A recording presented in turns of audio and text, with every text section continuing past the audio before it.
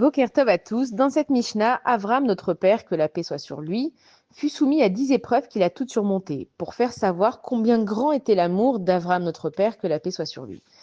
Alors, on sait qu'Avram Avinu, il a eu 10 nissionotes dans sa vie. En fait, dès que Avram Avinu, il a commencé à découvrir Akadosh Baruch Hu, c'est là que les épreuves de sa vie, elles ont commencé. Et par là, on comprend qu'on peut vivre une vie tranquille sans Akadosh Baruch Hu. Akadosh Baruch Hu, dès qu'on commence à s'intéresser à lui, il veut voir, en fait, il teste notre amour, combien on l'aime vraiment. Pourquoi? On pourrait se dire, mais attends, Hachem, dès que je m'intéresse à toi, dès que je vais enfin commencer à faire Shabbat, dès que je vais enfin commencer à prendre des choses sur moi, quoi, c'est là, en fait, que ça va aller mal dans ma vie. Alors pourquoi est-ce que Hachem, en fait, tu voudrais que je m'intéresse à toi si déjà de base, je sais que tu vas me tester?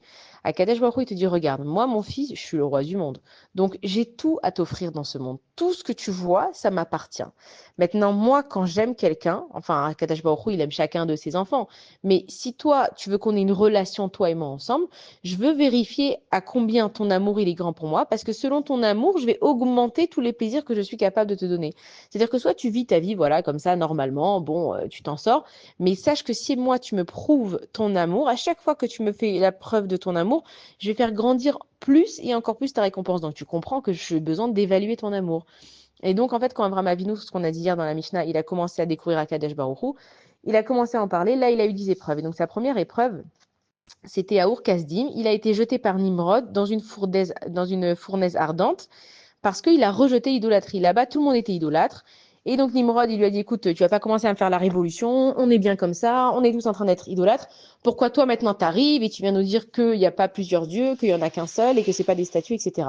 Et donc il lui a dit, regarde, je vais montrer à tout le monde comment en fait ce que tu fais c'est grave et que celui qui ose faire comme toi et penser qu'il y a un seul dieu et tout remettre en question, il aura la même punition que toi. Et donc il jette Avram dans la fournaise à Ur-Kasdim.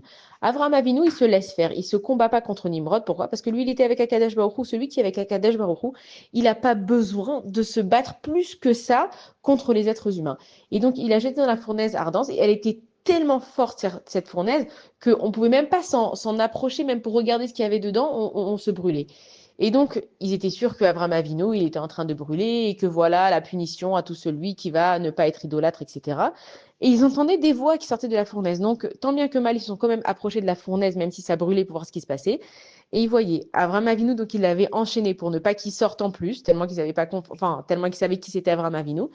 Et ils voyaient Abraham Avinu qui se promenait et qu'il avait des chaînes autour des mains et des pieds. Elles étaient rouges vifs de chaleur.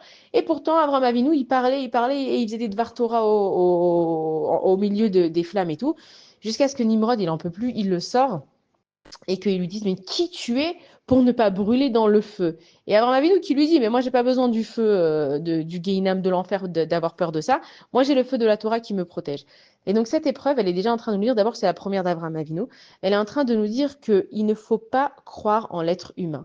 Ça veut dire que l'être humain, il est rempli de menaces. Et je vais te faire, l'être humain, ça c'est surtout les nations, les goïms. Et je vais te faire, et vous allez voir, et on va vous anéantir, et on va jusqu'au dernier, on va s'occuper de vous. C'est Akadosh Baruch Hu qui gère le monde. Dès que je mets ça dans ma tête, je ne suis plus sous la Hashgacha, sous la domination d'un être humain. Alors à ce moment-là, Akadosh Baruch Hu, il peut commencer à prendre le contrôle de ma vie. Et donc il faut comprendre que tout ce qui nous arrive, toutes les nations, ce qu'elles sont en train d'essayer de faire, et on voit que c'est complètement illogique avec tout ce qui s'est passé et qu'il y a des vidéos qui l'ont prouvé, il y a des écrits qui l'ont prouvé, il y a des témoignages qui l'ont prouvé. On parle là surtout du 7 octobre. Ils sont encore en train de dire que c'est pas vraiment la faute des Arabes, ça fait des années.